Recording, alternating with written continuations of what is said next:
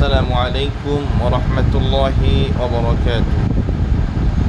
কাছে এবং দূরে দেশ ও প্রবাস থেকে যেখান থেকে আমাদেরকে দেখছেন, আপনাদের সকলকে জানাচ্ছি আন্তরিক অভিনন্দন, মুবারকবাদ। প্রিয় সুধী, আজকে পবিত্র জুমা আবার দিন, পবিত্র ঈদে মিলাদুন নবীর মাস, রবিউল আউয়াল মাস। এই মাসে এ ধরাতে কুল কায়নাতের নবী কুলের নবী, রসুল কুলের রসুল, দু জাহানের সরকার, নূর নবী, হায়াতুন নবী, জিন্দা নবী, যিনি হচ্ছেন আল্লাহ তাআলার হাবিব, যার আগমন ঘটেছিল এই মাসেই 12ই রবিউল আউয়ালে।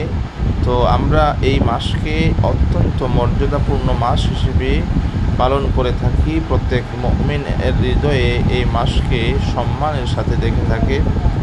তো আল্লাহ সুবহানাহু ওয়া তাআলা যে আমাদেরকে এই মাসে রাসূল করিম সাল্লাল্লাহু আলাইহি ওয়াসাল্লামের ওলাদাত মিলাদ শরীফ যে আয়োজন এবং পালন করার তৌফিক দিয়েছেন, এই জন্য আল্লাহর দরবারে শুকরিয়া জ্ঞাপন করি, আলহামদুলিল্লাহ। প্রিয় ভাইরা, আল্লাহ সুবহানাহু ওয়া তাআলা পবিত্র কালামে পাকের মধ্যে ইরশাদ করেন, কুল বিফাদলিল্লাহি ওয়া বিরহমাতিহি ফাবিযালিকা ফালইফরাহু ওয়া খায়রুম মিম্মা ইয়াজমাউন। আল্লাহ পাক বলেন, বলুন তারা যদি আমার কাছ থেকে কোনো অনুগ্রহ পায় তাহলে তারা যেন খুশি প্রকাশ করে। তাহলে আমি এ আয়াতের ব্যাখ্যায় যদি যাই, তাহলে আমি দেখতে পাই রাসূল করিম সাল্লাল্লাহু আলাইহি ওয়াসাল্লামের আগমনের মতন আনন্দ বা খুশি পৃথিবীর জমিনে আর একটি আছে বলে আমার মনে হয় না।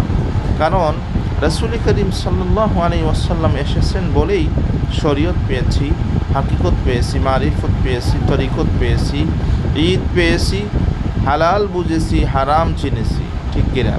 তাই সমস্ত ইসলামের সমস্ত কিছু পেয়েছি। আসলে রাসূল করিম যদি না আসতো তাহলে ঈদুল আযহা পাইতাম না, ঈদুল ফিতর পাইতাম না। রাসূল এসেছেন বলেই রোজা পেয়েছি, সমস্ত ইবাদত বন্দেগী পেয়েছি।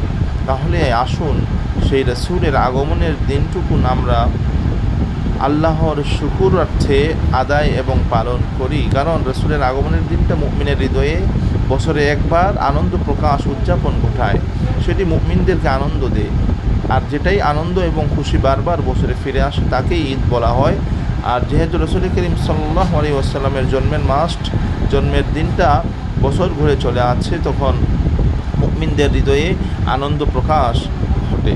তাই আমি আমার প্রিয় সুধী সকলকে বলবো, এই রাসূল করিম সাল্লাল্লাহু আলাইহি ওয়াসাল্লামের জন্মের মাসে আমরা যেন আল্লাহর দরবারে বেশি বেশি করে শুকরিয়া আদায় করতে পারি। এবং রাসূল করিম সাল্লাল্লাহু আলাইহি ওয়াসাল্লাম এই মাসেই আবার এই পৃথিবী থেকে পর্দা করেছেন। এই পৃথিবীর থেকে তিনি আবার রাসূল করিম সাল্লাল্লাহু আলাইহি ওয়াসাল্লাম এখান থেকে চলে গিয়েছেন, পৃথিবীর মায়া ত্যাগ করেছেন এই মাসেই।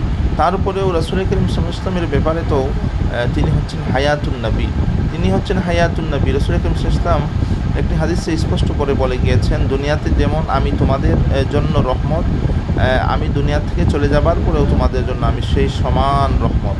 কারণ রাসূল করিম সাল্লাল্লাহু আলাইহি ওয়াসাল্লাম আমাদের মতো নয় যে আমরা যখন মরে যাওয়ার পর, ইন্তেকালের পরে, আমাদেরকে দফন করার পরে আমাদের শরীরগুলো পচে যায়, নষ্ট হয়ে যায়। কিন্তু রাসূল করিম সাল্লাল্লাহু আলাইহি ওয়াসাল্লামের ব্যাপারে আল্লাহর হাবিব তিনি নিজেই বলে গেছেন, ওয়া আনা হাইয়ুন ফি কবরি, আমি আমার রওজা শরীফের মধ্যে জীবিত, সশরীরে জীবিত। তাই আমি আমার সকল ভাই এবং বন্ধুদেরকে বলবো, আসুন আমরা রাসূল করিম সাল্লাল্লাহু আলাইহি ওয়াসাল্লাম এর মিলাদ পালনের মাধ্যমে আমাদের রাসূল করিম সাল্লাল্লাহু আলাইহি ওয়াসাল্লামের আদর্শগুলো নিজের জীবনে বাস্তবায়ন করার যে পথ, সেগুলো আমরা নিজের জীবনে নিয়ে আসি। কারণ রাসূল করিম সাল্লাল্লাহু আলাইহি ওয়াসাল্লামের মিলাদের মাধ্যমেই কিন্তু রাসূলের সিরাত প্রকাশ পেয়েছে। মিলাদ যদি না হতো, জন্ম যদি নাই হতো, তাহলে সিরাত পাবো কেমনে?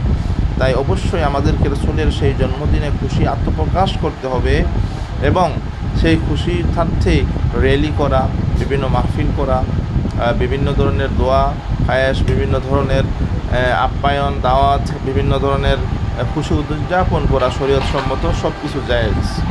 তাই আসুন রাসূল করিম সাল্লাল্লাহু আলাইহি ওয়াসাল্লামের ভালোবাসায় আমাদের জীবনকে আমরা রঙিন করি। সকলকে ধন্যবাদ জানিয়ে আমার বক্তব্য এখানে শেষ করলাম। আসসালামু আলাইকুম ওয়া রাহমাতুল্লাহি ওয়া বারাকাতুহু।